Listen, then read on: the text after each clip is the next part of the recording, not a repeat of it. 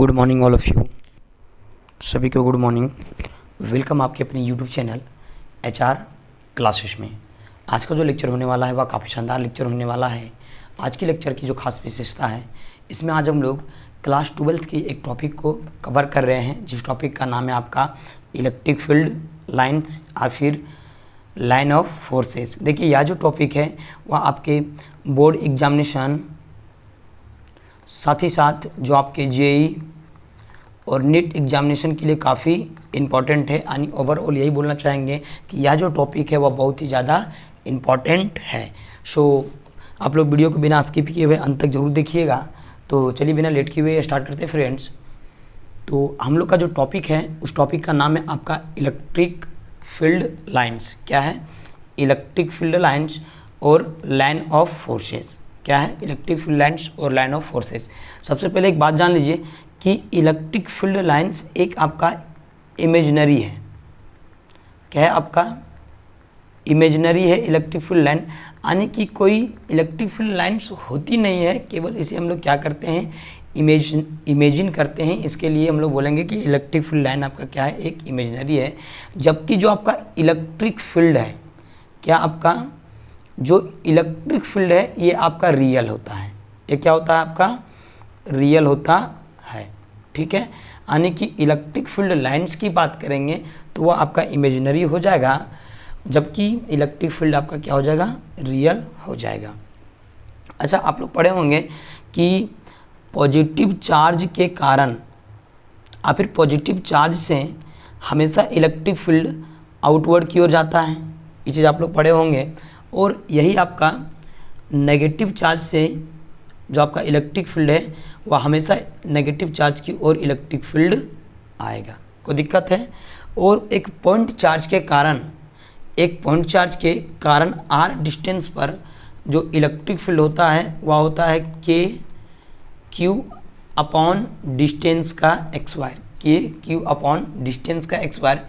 इस फार्मूला के माध्यम से आप देखिएगा कि इलेक्ट्रिक फील्ड जो होता है या फिर इलेक्ट्रिक इंटेंसिटी जो होता है वह इन्वर्स x² लॉ को फॉलो करता है या नहीं। यानी कि यदि r का मान, r यहाँ पर आपका क्या है, डिस्टेंस है।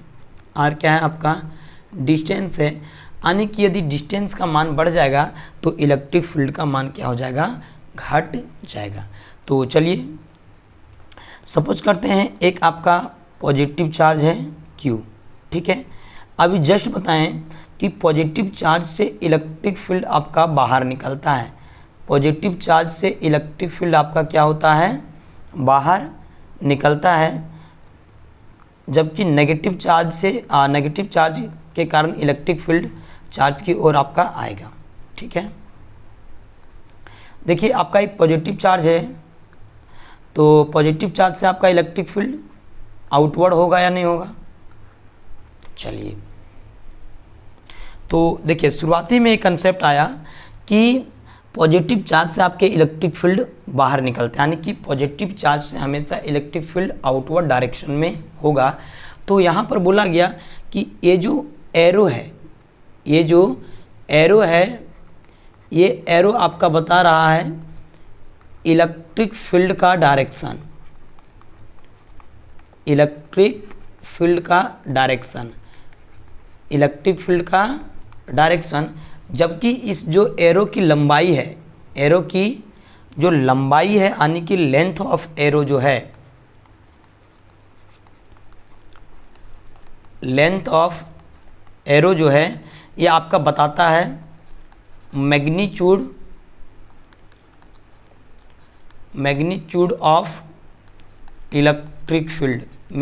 Of electric field.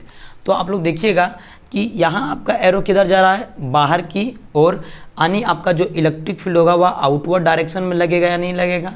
जबकि आप लोग जानते हैं कि पॉजिटिव चार्ज के कारण इलेक्ट्रिक फील्ड हमेशा आउट होता है और फिर आउटवर्ड होता है। सो जो आपका एरो है यह क्या शो कर रहा है कि इलेक्ट्रिक फील्ड आपका बाहर की ओर है, यानी कि जो चार्ज है वह कैसा है, पॉजिटिव। अच्छा, आप देखिएगा कि जैसे जैसे चार्ज से दूरी बढ़ते गया, आप देखिएगा कि एरो का साइज आपका धीरे धीरे क्या हो रहा है, डिक्रीज हो रहा है। देखिए चार्ज से जैसे जैसे आपका दूरी बढ़ते जा रहा है, जो आपका इलेक्ट्रिक सॉरी जो एरो है उस एरो का लंबाई क्या हो रहा है, धीरे धीरे डिक्रीज हो रहा है। इससे ये बात पता चल रहा है कि जितना ज़्यादा एरो लंबा होगा वहाँ पर इलेक्ट्रिक फील्ड उतना ही ज़्यादा स्ट्रेंथ होगा, यानी उतना ही ज़्यादा मजबूत होगा। सो यहाँ देखिए ये जो एरो लंबा है यानी कि सर यहाँ पर इलेक्ट्रिक फील्ड ज़्यादा होगा, इससे थोड़ा सा कम यहाँ पर है, यानी कि यहाँ पर थोड़ा सा इलेक्ट्रिक फील्ड कम होगा और इससे ऊपर थोड़ा सा कम होगा। ये जो आपके एरो हैं वह अनंत तक चलते जाएंगे, ठीक है। आई होप यहाँ तक समझ में आ गया। देखिए ये जो नाम है आपका लाइन ऑफ फोर्सेस, ये आपका फ्राइडे के द्वारा दिया गया था। किनके द्वारा? माइकल फ्राइडे के द्वारा ये नाम दिया गया था। बाद में यही कंसेप्ट को डेवलप करके एक न्यू कंसेप्ट के रूप में इसे डेवलप किया गया। बात तो दोनों में सेम ही कहा गया है कि मान लेते हैं आपका एक पॉजिटिव चार्ज है, तो आप लोग जानते हैं कि पॉजिटिव चार्ज से हमेशा इलेक्ट्रिक फील्ड बाहर की ओर निकलता है, हमेशा इलेक्ट्रिक फील्ड बाहर की ओर निकलता है पॉजिटिव चार्ज से।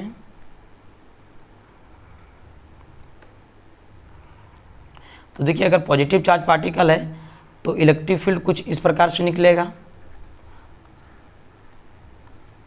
चलिए, तो बाद में बोला गया कि जो आपका एरो है, यहाँ पर भी तो आपका एरो है ना, कि जो ये एरो है ये आपका क्या रिप्रेजेंट करेगा? डायरेक्शन। क्या रिप्रेजेंट करेगा? Direction of electric field. लेकिन सर यहाँ पर एक चीज़ का लोचा आ गया कि इसमें मैग्नीट्यूड पता नहीं चल रहा है। यहाँ पर क्या था कि एरो की लंबाई आपका घट रहा था तो मैग्नीट्यूड आपका डिक्रीज कर रहा था। लेकिन यहाँ पर कैसे क्या होगा? तो यहाँ पर देखिए जो जैसे जैसे आपका आप चार्ज पार्टिकल से जैसे जैसे दूर होते जा रहे हैं, आप क्या देखिए कि जो गैपिंग है, मान लेते हैं ये दोनों इलेक्ट्रिक फील्ड लाइन के बीच का एंगल थीटा है, तो यहाँ पर आपका क्या हो जाएगा? θ1 हो जाएगा। कि जैसे जैसे आप चार्ज से धीरे धीरे दूर जा रहे हैं तो आप देखिएगा कि दोनों इलेक्ट्रिक फील्ड लाइन्स के बीच की जो डिस्टेंस है वह क्या हो जाती है? बढ़ जाती है। जो यह रिप्रेजेंट करता है कि जैसे जैसे आप डिस्टेंस चार्ज से डिस्टेंस बढ़ाते जाते हैं, आपका इलेक्ट्रिक फील्ड का मैग्नीट्यूड क्या होगा? घटते जाएगा, ठीक है। अच्छा, आप यहाँ पर इसको बोल सकते हैं आपका किधर जा रहा है? बाहर की ओर। यानी इसको आप क्या बोल सकते हैं कि यह आपका रेडियली आउटवर्ड हो रहा है, यानी कि रेडियली जो है इलेक्ट्रिक फील्ड आपका पॉजिटिव चार्ज से बाहर होता है। अगर यही हम लोग नेगेटिव चार्ज को ले लेंगे तो देखिए नेगेटिव चार्ज से आपका क्या हो गया कि इलेक्ट्रिक फील्ड इनवर्ड होता है, नेगेटिव चार्ज की ओर होता है। सो ऐसे होगा या नहीं होगा? तो और भी चलिए एक दो लाइन ड्रॉ कर देते हैं। देखिए ये सब जो लाइन है वो इलेक्ट्रिक फील्ड लाइन्स हैं। देखिए जैसे जैसे आप चार्ज पार्टिकल से दूरी को बढ़ाते जाएंगे, देखिएगा कि दूरी आपका धीरे धीरे बढ़ रहा है। और जब दो इलेक्ट्रिक लाइन्स के बीच की दूरियां बढ़ती है, यानी वहाँ पर इलेक्ट्रिक फील्ड की स्ट्रेंथ क्या हो जाएगी? कम हो जाएगी। तो नेगेटिव चार्ज के कारण हम लोग क्या बोल सकते हैं कि नेगेटिव चार्ज के कारण इलेक्ट्रिक फील्ड लाइन जो होती है वह रेडियली इनवर्ड्स होती है, यानी कि अंदर की ओर आपका रेडियली जाएगा, ठीक है। ये आपका बेसिक बात था, कोई दिक्कत? तो चलिए अब हम लोग इलेक्ट्रिक फील्ड लाइन्स बोलेंगे किसको? तो इलेक्ट्रिक फील्ड लाइन्स आपका क्या हो गया कि एक इमेजिनरी लाइन होता है। क्या हो जाता है? एक इमेजिनरी लाइन हो जाता है। इलेक्ट्रिक फील्ड लाइन आपका क्या है? एक इमेजिनरी लाइन है।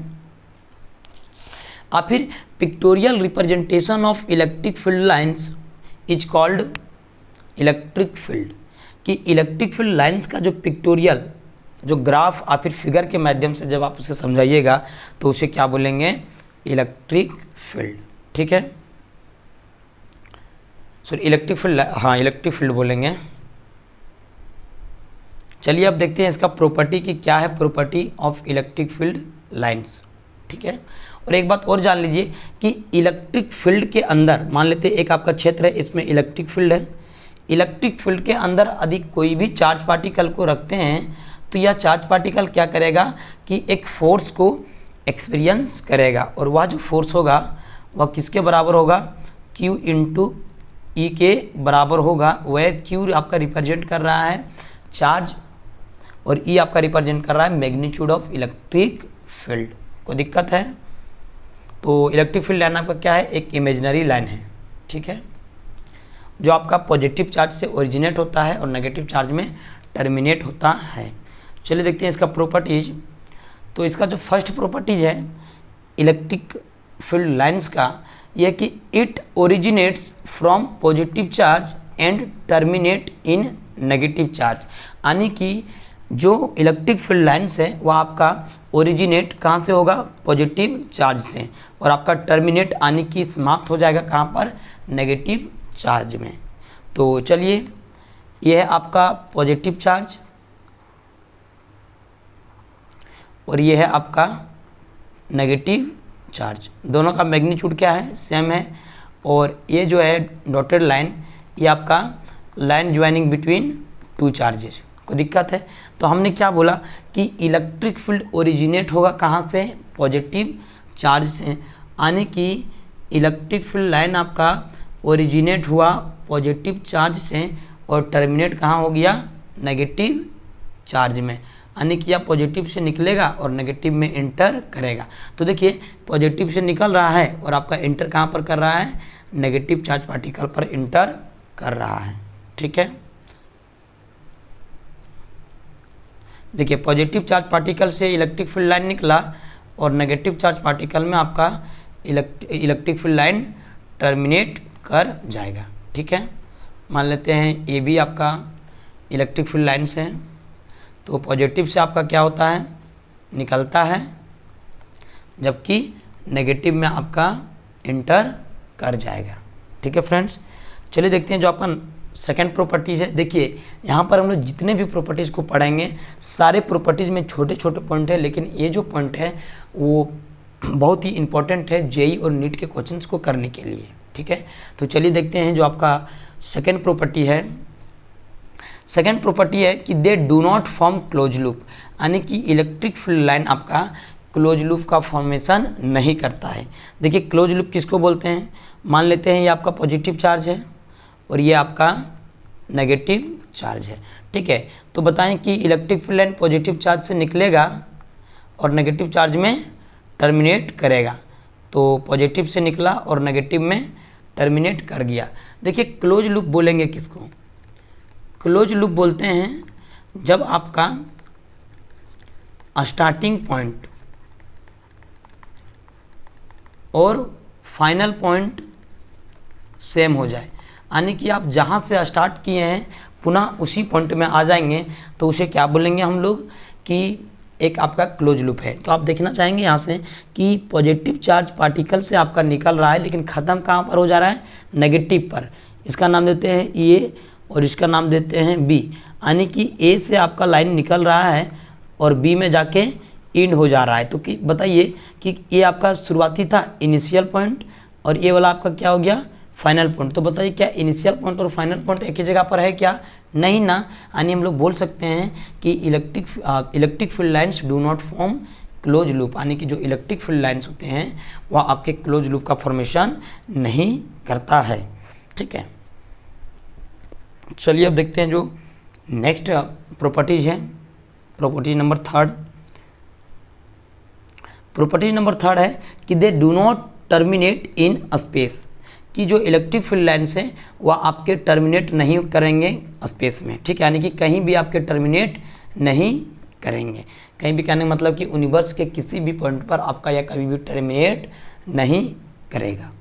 चलिए देखते हैं जो आपका नेक्स्ट है कंसेप्ट, प्रॉपर्टी नंबर 4 कि the number of field lines from या फिर टू या charge is directly proportional to magnitude of charge, यानी कि जो नंबर ऑफ फील्ड लाइंस हैं, जो आपके नंबर ऑफ फील्ड लाइंस है किसी भी चार्ज पार्टिकल से बाहर निकलेंगे या फिर किसी भी चार्ज पार्टिकल की ओर आएंगे, वह किसका डायरेक्टली प्रोपोर्शनल होगा कि मैग्नीट्यूड ऑफ चार्ज के बराबर। चलिए एग्जांपल से समझते हैं। मान लेते हैं कि एक आपका पॉजिटिव चार्ज Q है और एक आपका पॉजिटिव चार्ज 2Q है। तो भैया पॉजिटिव चार्ज से आपका क्या होगा, इलेक्ट्रिक फील्ड लाइंस बाहर निकलेंगे ना।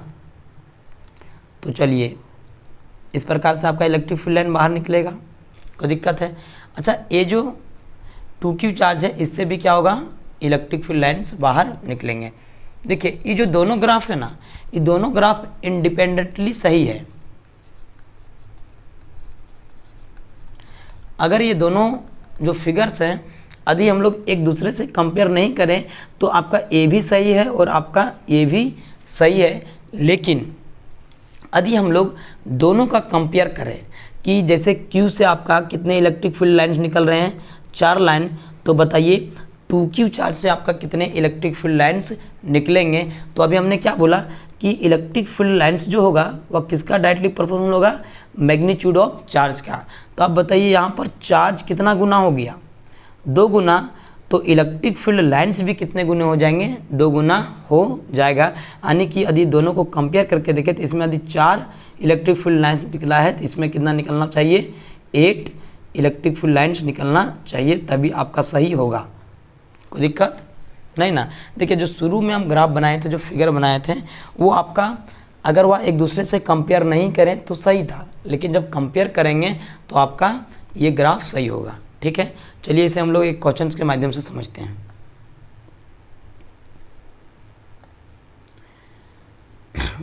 यह है आपका पॉजिटिव चार्ज, 1 मिनट, यह है आपका चार्ज Q1, यह है आपका Q1 चार्ज, और इधर है आपका Q2 चार्ज। ठीक है, और this is the line joining between 2 charges. यहाँ से इलेक्ट्रिक फील्ड एकदम निकला Q1 से और Q2 में जाके कचाक से इंटर किया, यानी फिर से Q1 से निकला, फिर Q2 में जाके इंटर किया। सेम आपका सिमेट्रिक नीचे भी हो जाएगा कि Q1 से निकला और Q2 में इंटर किया, Q1 से निकलकर Q2 में इंटर किया, और यहाँ पर आपके 2 फील्ड लाइन्स बाहर आ रहे हैं।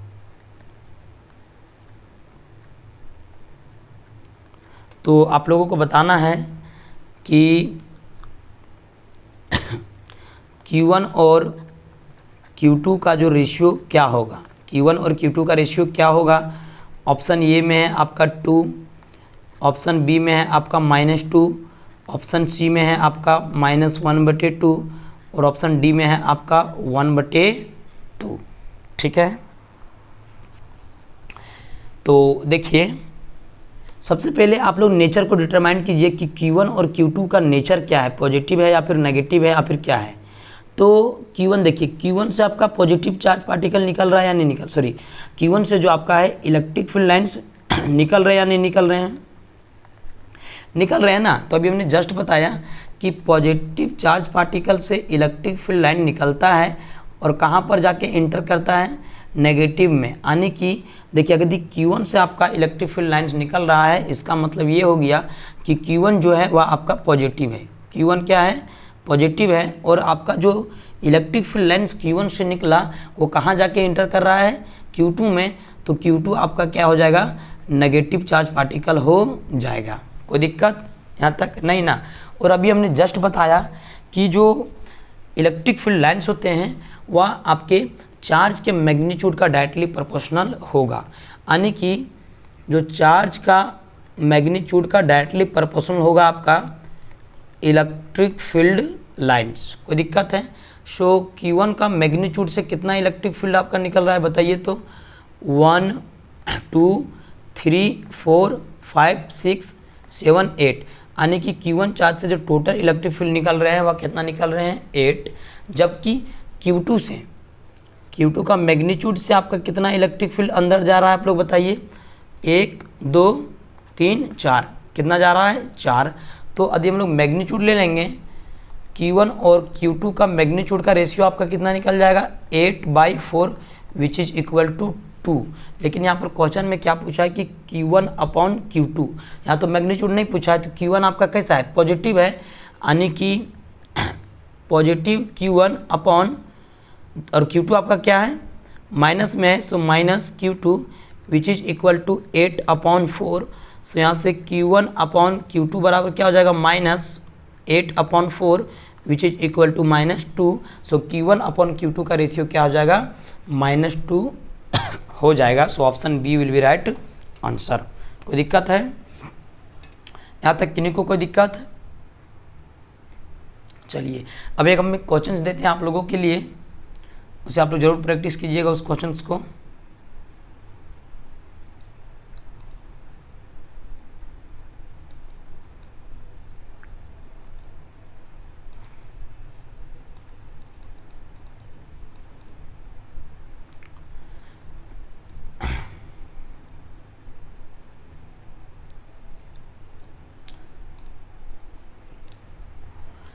चलिए क्वेश्चन देखिए, मान लेते हैं एक आपका Q1 चार्ज है और एक आपका Q2 चार्ज है, और this is the line joining between two charges.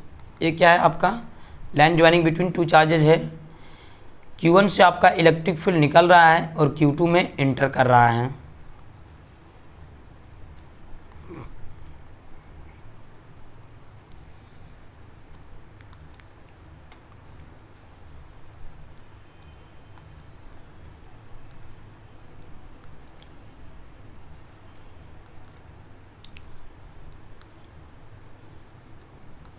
तो आप लोगों को बताना है कि find the ratio of Q1 upon Q2 कितना होगा, कि Q1 अपॉन Q2 का रेशियो क्या होने वाला है ये बताइए। और Q1 का नेचर क्या है कि पॉजिटिव है या फिर नेगेटिव, ये भी बताना है। और Q2 आपका क्या है, पॉजिटिव या नेगेटिव, ये भी बताना है। चलिए अब देखते हैं जो आपका नेक्स्ट प्रॉपर्टी है, प्रॉपर्टी नंबर 6, कि the field lines are symmetric about the line joining two charges. कि जो आपके फील्ड लाइन्स होते हैं वो क्या होते हैं, सिमेट्रिक होते हैं। डबल एम यहाँ पर होगा, symmetric about the line joining two charges, कि दो चार्जेज के बीच में जो हम लोग लाइन ज्वाइनिंग करेंगे, जो दो चार्जेस के बीच में जो हम लोग लाइन ज्वाइनिंग करेंगे उसके एलोंग क्या होगा, इलेक्ट्रिक फील्ड लाइन्स आपका सिमेट्रिक होगा। इसको चलिए एग्जांपल से समझते हैं। मान लेते हैं एक चार्ज आपका Q1 है और दूसरा चार्ज आपका क्या है, Q2 है, कोई दिक्कत। और this is the line joining between two charges.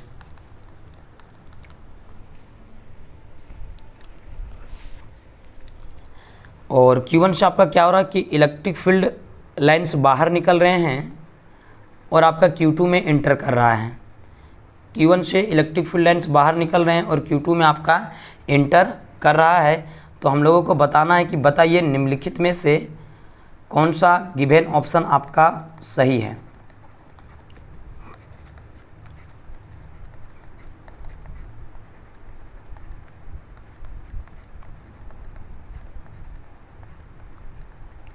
ये है आपका, ठीक है।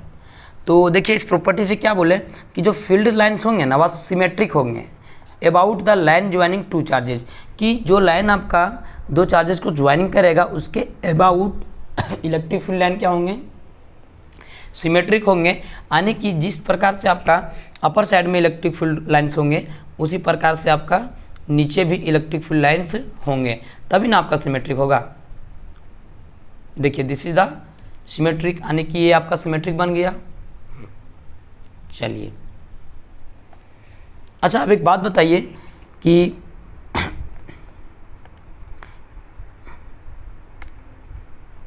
इलेक्ट्रिक फील्ड लाइन Q1 से निकल रही है, यानी सुबह बात है कि Q1 का नेचर क्या रहा होगा, पॉजिटिव, और कहाँ पर जाके इंटर कर रही है, Q2 में, यानी कि Q2 का नेचर क्या रहा होगा, नेगेटिव। तो Q1 से आपका निकल रही है। अच्छा बताइए कि Q1 और Q2 में ज़्यादा डेंसिटी आपका इलेक्ट्रिक फील्ड का कहाँ है, इलेक्ट्रिक फील्ड लाइन्स का। तो आप बोलिएगा, मान लेते हैं कि दोनों इलेक्ट्रिक फील्ड लाइन्स के बीच का एंगल है थीटा, और यहाँ पर जो इलेक्ट्रिक फील्ड लाइन्स के बीच का जो एंगल है वह है आपका अल्फ़ा। वो क्या है आपका अल्फ़ा। तो आप फिगर से क्लियर कीजिएगा कि जो अल्फ़ा है वह किससे बड़ा है, थीटा से आपका बड़ा है, थीटा से आपका बड़ा है। तो एक बात आप जान लीजिए कि जो angle between two electric lines, कि दो इलेक्ट्रिक लाइन्स के बीच का जो एंगल होता है ना वह इन्वर्सली प्रोपोर्शनल होता है इलेक्ट्रिक फील्ड का। वो क्या होता है, इन्वर्सली प्रोपोर्शनल होता है इलेक्ट्रिक फील्ड का, या फिर मैग्नीट्यूड ऑफ इलेक्ट्रिक फील्ड का। यानी कि जितना कम आपका इलेक्ट्रिक फील्ड होगा उतना ही ज़्यादा आपका दो इलेक्ट्रिक फील्ड लाइन्स के बीच का एंगल होगा। तो आप बोल सकते हैं कि अल्फ़ा एंगल पर इलेक्ट्रिक फील्ड का मान लेते हैं E1 है, और थीटा पर आपका मान लेते हैं E2। तो अल्फ़ा बड़ा है या फिर थीटा, तो भैया आपका अल्फ़ा बड़ा है। अगर अल्फ़ा बड़ा हो गया यानी एंगल आपका बड़ा हो गया, मतलब इलेक्ट्रिक फील्ड क्या रहा होगा, कम रहा होगा, यानी कि E1 जो है वह आपका कम रहा होगा किससे, E2 से। E1 आपका कम रहा होगा E2 से। और आप लोग जानते हैं कि इलेक्ट्रिक फील्ड आखिर बनता किससे है, चार्ज से, यानी कि यदि इलेक्ट्रिक फील्ड आपका कम रहा होगा तो E1 यदि आप कम है तो जो आपका चार्ज है Q1 वो भी तो कम रहा होगा। और यदि E2 आपका ज़्यादा है तो यानी कि जो मैग्नीट्यूड है Q2 का वो भी आपका ज़्यादा रहा होगा। तो यदि मोड हम लोग ले लेंगे तो Q1 से आपका Q2 ज़्यादा हो जाएगा। So option C will be right answer कि magnitude of Q1 is less than magnitude of Q2। कोई दिक्कत है? देखिए इसको और अच्छे से यदि समझना है तो Q1 में आप देख सकते हैं कि जो इलेक्ट्रिक फील्ड लाइन्स के बीच की दूरियां क्या है, ज़्यादा है, जबकि Q2 चार्ज से जो आपका इलेक्ट्रिक फील्ड लाइन्स है इनकी दूरियां क्या है, कम है ना। तो दो इलेक्ट्रिक फील्ड लाइन्स के बीच जितना कम दूरी होगा ना, वहाँ पर आपका इलेक्ट्रिक फील्ड ज़्यादा मजबूत होगा। तो आप देखेंगे कि यहाँ पर जो है लाइन्स वह नज़दीक हैं, यानी कि सर यहाँ पर इलेक्ट्रिक फील्ड क्या होंगे, ज़्यादा होंगे। और आप जान रहे हैं कि इलेक्ट्रिक फील्ड जो होता है वह डायरेक्टली प्रोपोर्शनल होता है चार्ज का। यदि इलेक्ट्रिक फील्ड ज़्यादा है तो आपका चार्ज भी क्या रहा होगा, ज़्यादा रहा होगा, यानी कि जो Q2 है वह आपका हमेशा Q1 से बड़ा यहाँ पर रहा होगा, तभी आपका हो पाएगा। चलिए अब देखते हैं जो आपका नेक्स्ट कंसेप्ट है इलेक्ट्रिक फील्ड लाइन्स का 7th नंबर प्रॉपर्टी। अच्छा वो 5 नंबर था, इज 6 नंबर। देखिए कि द डेंसिटी या फिर closeness of the field lines give magnitude of field, कि गिव्स मैग्नीट्यूड ऑफ फील्ड, यानी कि जितना ज़्यादा फील्ड लाइन्स आपके नज़दीक होंगे, जितना ज़्यादा फील्ड लाइन्स आपके नज़दीक होंगे, किसी भी चार्ज पार्टिकल के फील्ड लाइन जितना ज़्यादा नज़दीक होंगे वहाँ पर आपका जो है मैग्नीट्यूड ऑफ इलेक्ट्रिक फील्ड क्या होगा, ज़्यादा होगा। यानी कि डेंसिटी जहाँ पर इलेक्ट्रिक फील्ड लाइन्स का ज़्यादा होगा, इलेक्ट्रिक फील्ड आपका क्या होगा, ज़्यादा होगा। कोई दिक्कत? देखिए इसमें एक एस सी वर्मा का एक बहुत ही फेमस क्वेश्चन है। हमने क्या बोला कि जहाँ पर भी आपका इलेक्ट्रिक फील्ड लाइन पास होंगे वहाँ पर आपका जो इलेक्ट्रिक फील्ड का इंटेंसिटी हो जाएगा, यानी मैग्नीट्यूड हो जाएगा, वह ज़्यादा होगा। एक इलेक्ट्रिक फील्ड है मान लेते हैं ए वाला, और एक इलेक्ट्रिक फील्ड आपका, एक सेकेंड फिगर गलत हो गया,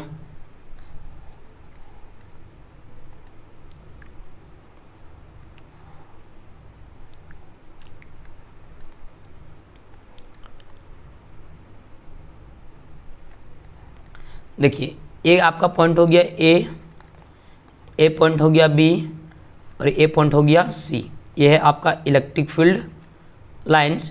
तो आपको बताना है कि किस पॉइंट पर आपका इलेक्ट्रिक फील्ड सबसे ज़्यादा होगा और किस पॉइंट पर आपका इलेक्ट्रिक फील्ड सबसे कम होगा। तो हमने क्या बोला कि जितना ज़्यादा क्लोज इलेक्ट्रिक फील्ड लाइंस होंगे, इलेक्ट्रिक फील्ड उतना ही ज़्यादा मजबूत होगा। तो यहाँ पर देखिए कि ए और सी पर आपका इलेक्ट्रिक फील्ड लाइंस बहुत ही क्लोज हैं, यानी कि ए और सी अप्रोक्सीमेट देखिए सिमेट्रिक है यहाँ पर, और यहाँ पर दोनों सिमेट्रिक फिगर होते हैं, ऐसा क्वेश्चन में दिया हुआ है। तो यानी कि ये दोनों पर बहुत ही क्या इलेक्ट्रिक फील्ड लाइंस बहुत ही क्लोज हैं, यानी कि electric field at A is equal to electric field at C. जबकि आप देखिए कि पॉइंट बी पर इलेक्ट्रिक फील्ड लाइंस क्या हैं, बहुत ही दूर हैं, यानी कि पॉइंट बी पर जो इलेक्ट्रिक फील्ड लाइन होगा वह ए से कम होगा, और साथ ही साथ ई सी यानी कि पॉइंट सी से भी आपका electric field line point B में कम होगा। क्यों? क्योंकि पॉइंट बी पर इलेक्ट्रिक फील्ड लाइंस बहुत ही दूर में है। जितना ज़्यादा नज़दीक आपका इलेक्ट्रिक फील्ड लाइंस होगा उतना ही ज़्यादा इलेक्ट्रिक फील्ड का मैग्नीट्यूड होगा। ठीक है, चलिए देखते हैं जो आपका नेक्स्ट प्रॉपर्टी है। ये आपका एस सी वर्मा में क्वेश्चन दिया हुआ है। ठीक है, जो आपका नेक्स्ट प्रॉपर्टीज है इलेक्ट्रिक फील्ड लाइन का 7 नंबर, कि the field lines are perpendicular to the surface of charge, कि जो फील्ड लाइन्स होते हैं वह आपका सरफेस ऑफ चार्ज यानी कि चार्ज के सरफेस से हमेशा क्या होगा, परपेंडिकुलर होगा, यानी कि जो ये आपका जो इलेक्ट्रिक फील्ड है वह क्या होगा, पॉजिटिव चार्ज बाहर जाएगा तो हमेशा आपका चार्ज के सरफेस से क्या होगा, परपेंडिकुलर ही रहेगा। कोई दिक्कत है? ये आपका नेक्स्ट प्रॉपर्टी था। अब चलिए देखते हैं next property, 8 number property. 8 number property को देखिए, 8 नंबर प्रॉपर्टी में बोलता है कि द टेंजेंट ड्रॉ वन या field lines gives the direction of electric field at T होगा दैट पॉइंट। यानी कि मान लेते हैं, इसको समझते हैं एग्जांपल से। एक आपका इलेक्ट्रिक फील्ड है ई, कोई दिक्कत है?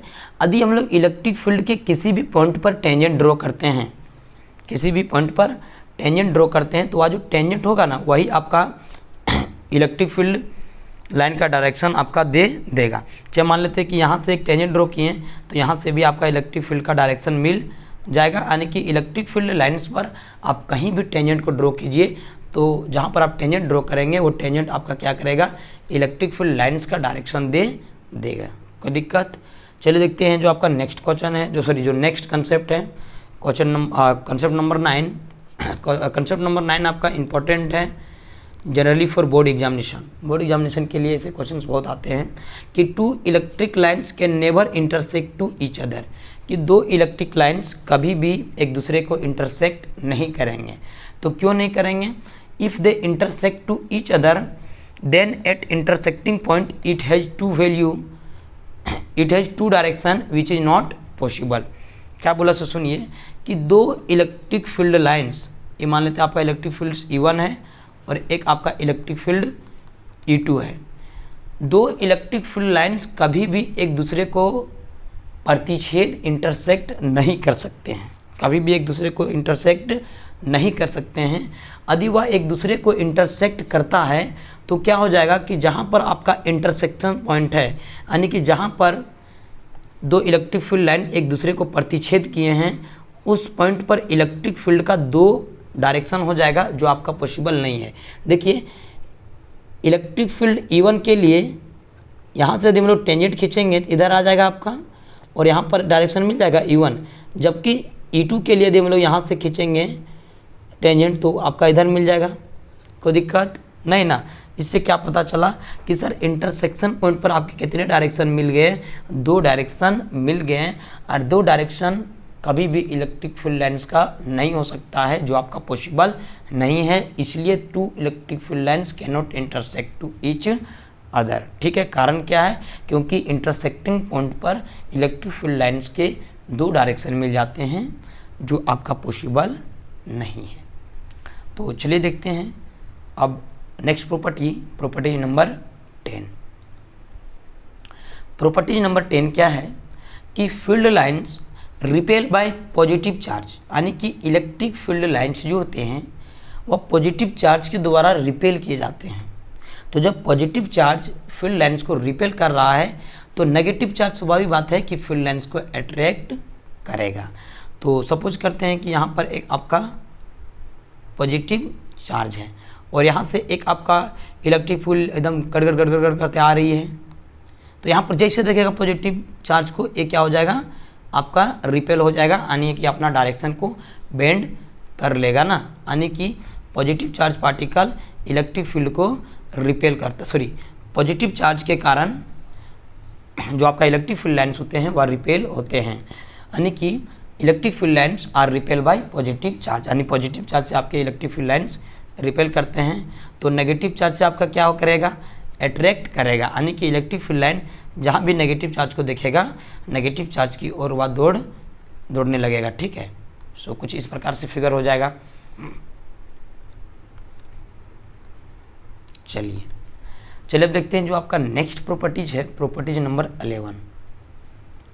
प्रॉपर्टीज नंबर 11 जो है बाबू, ये बता रहा है कि पैरेलल स्ट्रेट लाइंस और equidistant field lines represent uniform electric field, कि जो आपके पैरेलल लाइंस होते हैं, पैरेलल लाइंस हो गए, या फिर जो इक्विडिस्टेंस कहने मतलब कि वैसे लाइंस जिनके बीच की दूरियां क्या हो, बराबर हो, वैसे लाइंस आपके क्या शो करते हैं, यूनिफॉर्म इलेक्ट्रिक फील्ड को।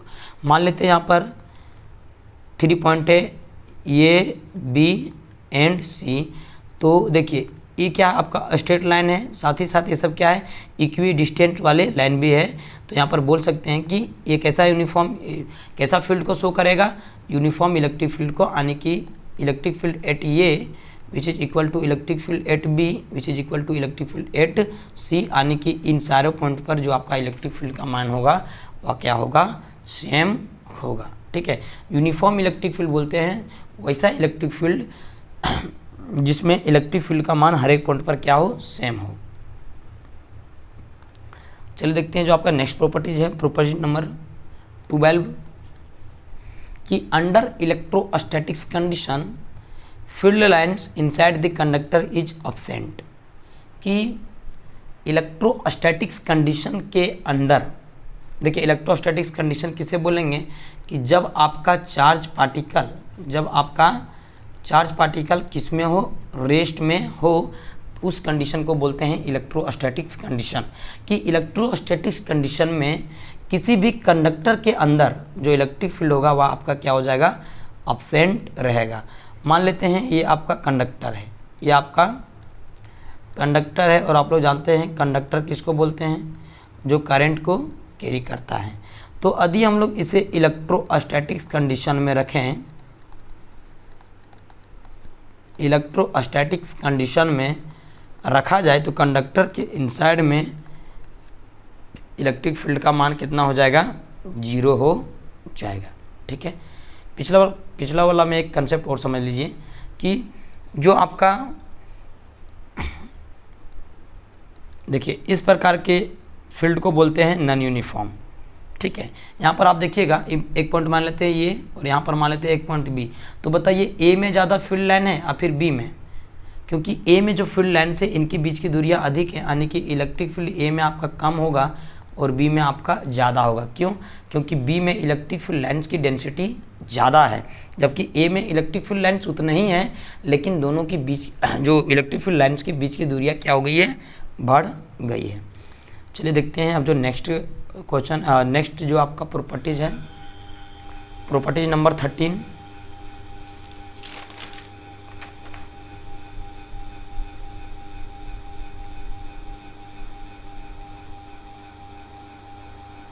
नंबर प्रॉपर्टीज को देख लीजिए कि electric field lines are always perpendicular to surface of the conductor.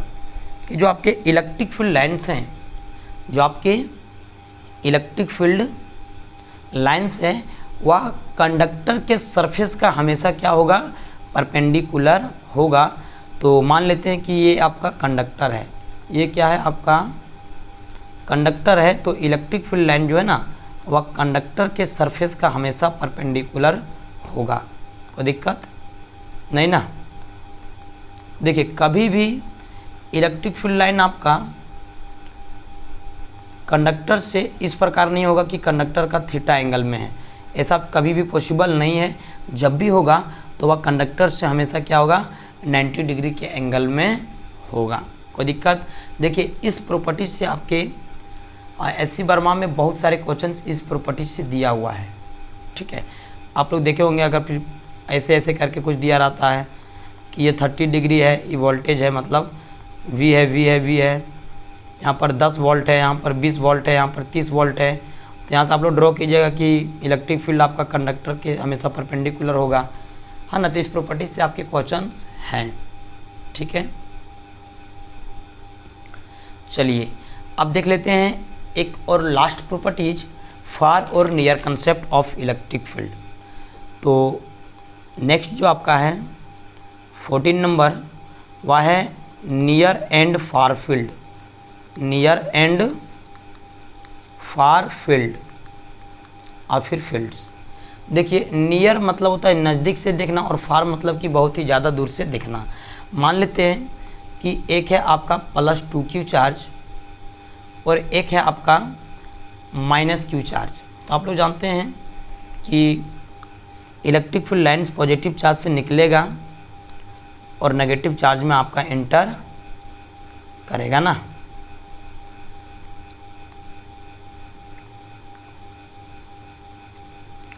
चलिए, और मान लेते हैं कि 2 इलेक्ट्रिक फील्ड लाइन्स आपके और बाहर निकल रहे हैं।